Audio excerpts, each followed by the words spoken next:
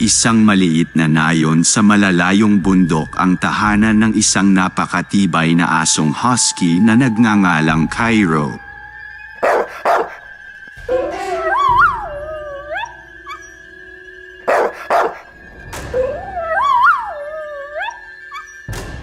Si Cairo Husky ay kilala sa buong nayon bilang isang matapang at matalino na alagang hayop. Isa siyang kaakit-akit na aso na may makintab na kulay ng balahibo at mga mata na parang mga bintana sa kalangitan. Ngunit sa kabila ng kanyang kagandahan, si Cairo Husky ay may lihim na kakayahan na walang sinuman sa nayon ang nakakaalam. Isang araw, dumating sa nayon ang isang masamang mangkukulam na nagngangalang Magdalena.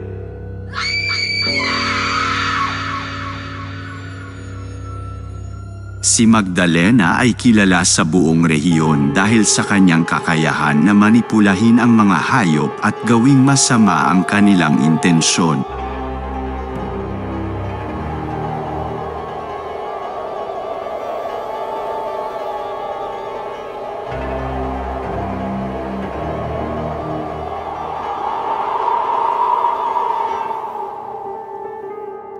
Hindi nagtagal, napagtanto ni Magdalena ang espesyal na kakayahan ni Cairo Husky.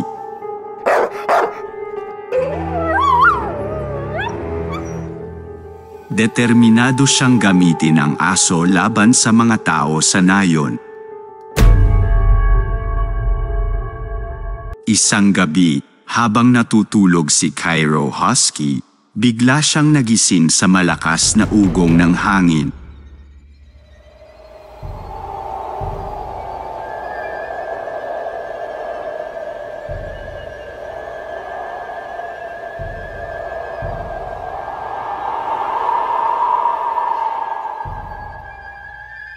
Nararamdaman niya ang malamig na simoy ng hangin na parang nagsasalita sa kanya.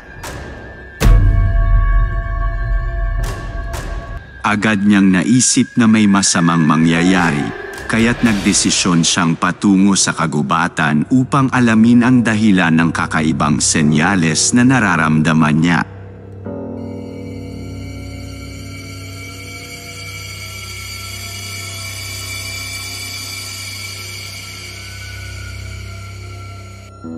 Sa gitna ng kagubatan, natagpuan ni Cairo Husky si Magdalena na nagtatangkang gawing masama ang kalikasan.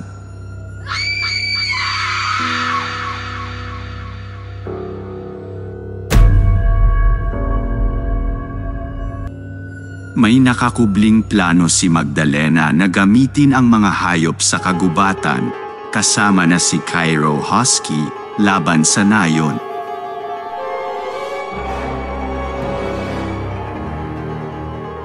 Agad na umusbong ang isang laban sa pagitan ni Cairo Husky at ni Magdalena.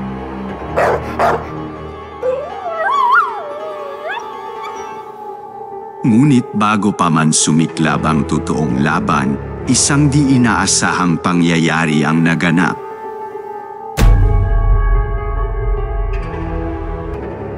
Biglang lumitaw sa harap ni Cairo Husky ang isang matandang lalaki na nagngangalang Mang Juan.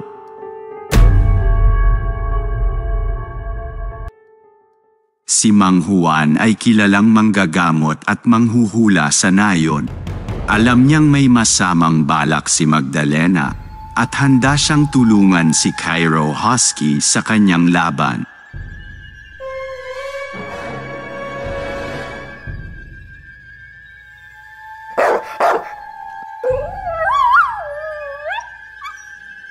Binigyan ni Mang Juan si Cairo ng mahiwagang talisman na nagbibigay lakas sa kanya laban sa mga masasamang espiritu. Nagsimula na ang malupit na laban sa pagitan ni Cairo Husky at ni Magdalena.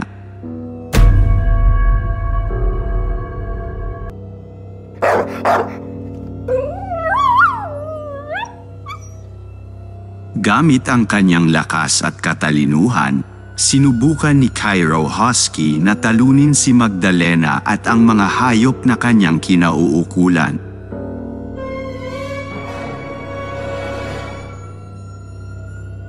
Ang kanyang mahiwagang talisman ay nagbibigay sa kanya ng kapangyarihan na kontrolin ang hangin at apoy, isang bagay na nagtaka kay Magdalena.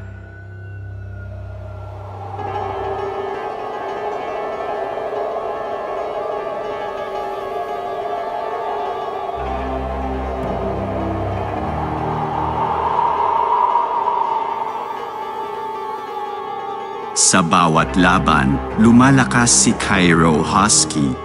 Hindi lamang siya lumalaban para sa kanyang sarili, kundi para sa buong nayon at para sa kanyang mga kapatid na hayop. Ang laban ay nagtagal ng ilang araw, at sa bawat sandali, lalo pang umiigting ang pagiging malakas at matapang ni Cairo. Sa dulo, naubos ang lakas ni Magdalena at napagtanto niyang wala siyang laban kay Cairo.